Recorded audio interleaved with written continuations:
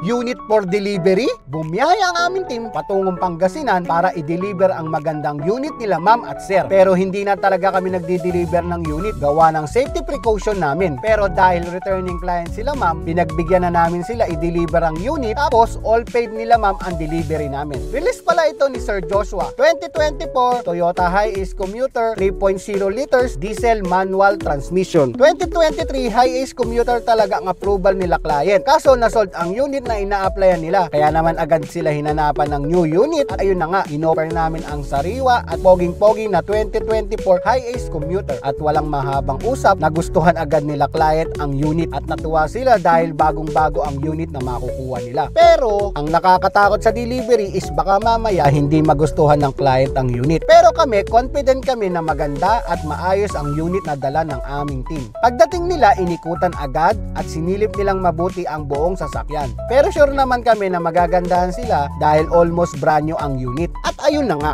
nagustuhan at nagandahan sila sa unit dahil almost brand new at sariwang-sariwa yung sasakyan na kukunin nila. At dumiretso na sila sa pirmahan ng papeles at kontrata. At pagkatapos, saktong 1 oras lang, na-release na ang sasakyan. A few moments later. Thank you po sa Smooth Transactions. Cars are us. Legit.